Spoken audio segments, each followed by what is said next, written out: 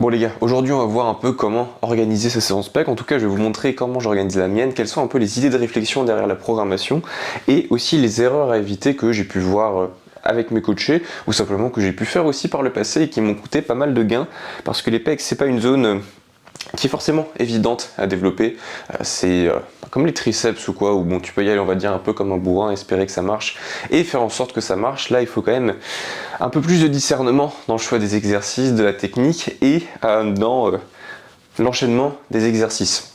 Donc il y a quand même quelque chose qui sont simples, quelques éléments qui sont assez faciles à mettre en place que je voulais vous montrer aujourd'hui. La première chose déjà, pour l'intro, on va dire, qu'on pourrait dire pour les pecs, c'est que tout va dépendre quand même de l'exécution.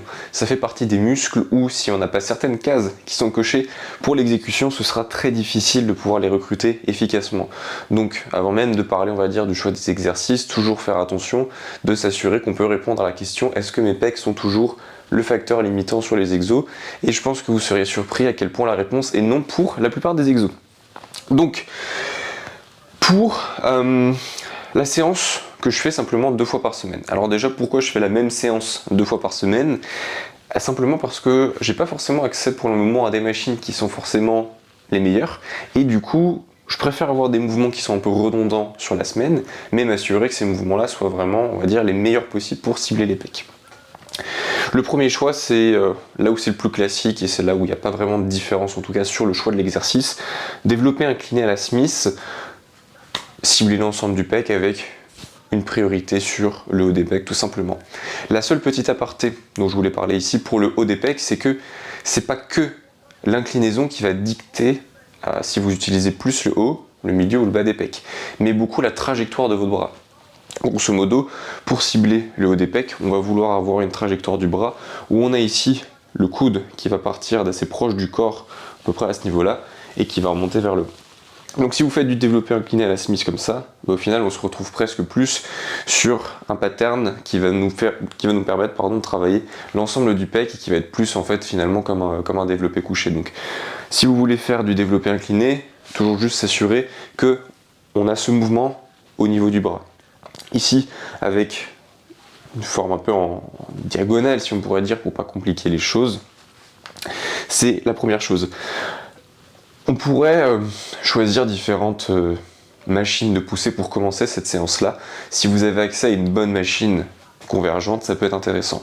Là où je mettrais juste encore une aparté, faire attention, c'est certaines machines Hammer qu'on retrouve beaucoup dans les One Fitness ou dans les Honor qui ont une problématique, c'est qu'elles sont très lourdes en haut du mouvement. Donc en fait, j'ai beaucoup de personnes dans les élèves qui pouvaient commencer avec une machine Hammer et au final se retrouver à se dire je suis limité plutôt par la dernière portion du mouvement, vraiment la toute dernière. Donc juste après avoir fait mon premier mouvement, je me retrouve avec les triceps qui sont complètement free et j'ai du mal à enchaîner les autres mouvements. Donc c'est le seul point où je ferai attention. Et même de manière générale, sur un développé incliné à la Smith, c'est souvent parce que les pecs fonctionnent comme ça, on va dire, et que la machine a une résistance qui est linéaire, vous n'allez jamais échouer le mouvement ici en général. Ça va toujours être vers le milieu et la dernière partie qui va être très difficile. Donc ce que j'aime bien faire, c'est essayer de passer plus de temps là où mes pecs sont le plus forts, c'est-à-dire en bas du mouvement.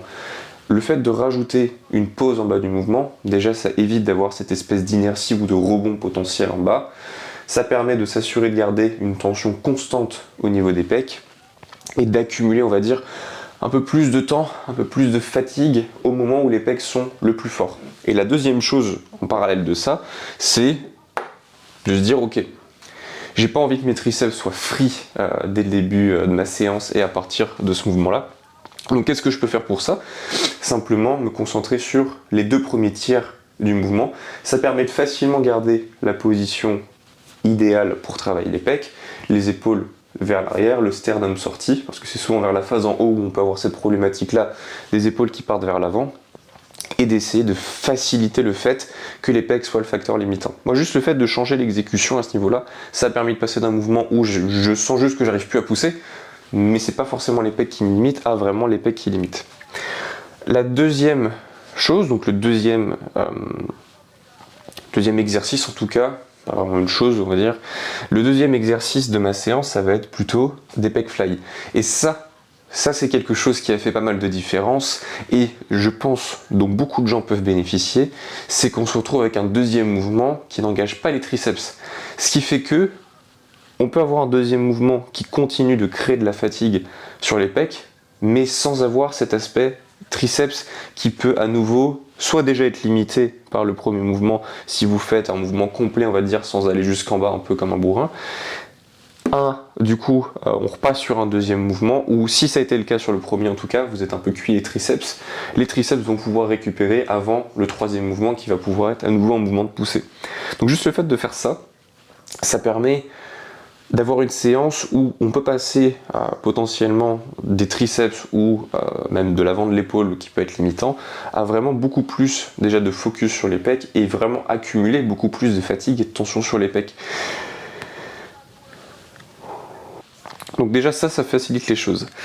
Le troisième mouvement, c'est les dips. Là aussi ce qui est intéressant avec les dips, c'est que ça change quand même le pattern de poussée. Une des problématiques que j'ai pu voir et que j'ai pu faire aussi, dont je me suis rendu compte, c'était de faire ok, j'ai un mouvement de développé couché, après je fais un développé à la machine, à plat, après je fais un incliné mais avec les coudes ouverts. Donc en fait j'ai fait 3 fois une variante du même mouvement qui m'apporte rien de spécial. C'est un peu comme si on faisait un squat à la barre, après on faisait un squat à la machine, après on faisait un belt squat. Personne fait ça. On va dire ok, on va faire un squat, après on va faire une presse, et après pourquoi pas faire des fentes. Donc ça va être des fonctions qui sont relativement proches, mais quand même sur des patterns de mouvement différents. Alors que sur les pecs, c'est un peu la base et c'est un peu le truc qu'on voit tout le temps de bah ouais, on va faire 3 développés différents et on va les faire de la même manière, avec la même amplitude, et on va appeler ça une séance complète. Alors que là, quand on passe aux dips, ce qui est bien avec les dips, c'est qu'on peut se permettre sur ce mouvement-là de manière générale, à moins d'avoir les épaules en compote, d'aller chercher une bonne amplitude et d'aller du coup se concentrer sur un mouvement où on peut aller chercher un bon étirement au niveau des pecs. Et sur la même logique que sur le premier mouvement, ce qui est intéressant je trouve sur les dips, c'est d'essayer de passer surtout du temps en bas, là où les pecs vont être un peu plus en position de force, et pas forcément tendre les bras en haut, parce que c'est toujours un peu cette dernière portion qui va être beaucoup sur les triceps, et du coup pareil, si dès la première série de dips, je me concentre sur vraiment bien verrouiller en haut, et à la limite j'ai une amplitude un peu pourrie en bas, au final mes dips pour les pecs vont se retrouver un peu plus sur des dips pour les triceps. Donc ça c'est vraiment une base de séance qui fonctionne extrêmement bien et qui va fonctionner pour 95% des gens. Après je dirais quand même que plus important dans la séance, c'est 2 choses.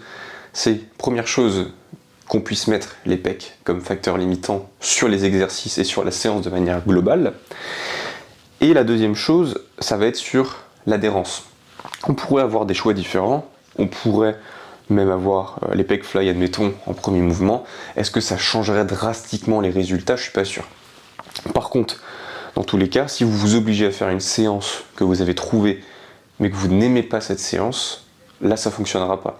Le but c'est quand même de faire une séance où on aura la meilleure capacité possible à se donner à fond dessus.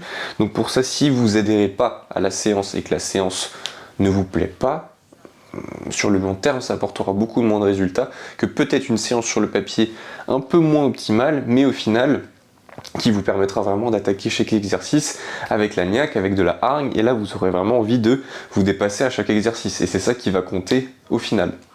Parce que dans tous les cas, si avec une bonne exécution, vous donnez extrêmement fort sur n'importe quel mouvement de poussée, n'importe quel écarté, bah vous aurez des gros pecs. Ça, c'est une certitude. Donc voilà un peu pour l'idée de la programmation de la séance. On va essayer de challenger les pecs en ciblant les différentes portions, en commençant par le haut, ensuite en essayant d'avoir quelque chose d'un peu plus médian, on va dire pec global, en finissant avec un mouvement où on va essayer de viser un petit peu plus le bas des pecs, mais surtout avoir un mouvement au milieu pour essayer de mitiger un peu la fatigue au niveau des triceps, et des mouvements où sur l'exécution, on va pouvoir faciliter le fait de se concentrer sur une position où les pecs sont relativement forts. Donc essayer d'avoir des mouvements où je peux aller chercher un étirement relativement bon et où je ne vais pas avoir un poids vraiment abusé en haut du mouvement comme sur une machine hammer. Mais ça se fait beaucoup en fait plus par l'exécution que par le choix des mouvements. Évidemment.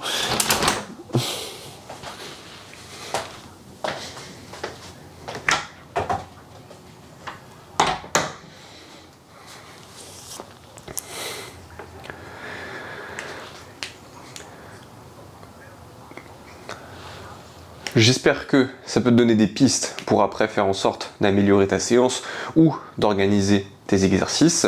Si tu veux que je regarde ta séance, n'hésite pas à la mettre en commentaire. Et si tu veux que je crée ta séance et que je m'occupe de ta progression, c'est totalement possible. Tu passes par le lien en description, tu remplis le petit formulaire, on en discute de tes objectifs et moi je m'occupe de créer complètement ton programme, ton plan alimentaire et d'organiser ta progression par la suite. Je suis coach en ligne, donc si tu as besoin d'aide pour ta progression, passe par le lien en bio.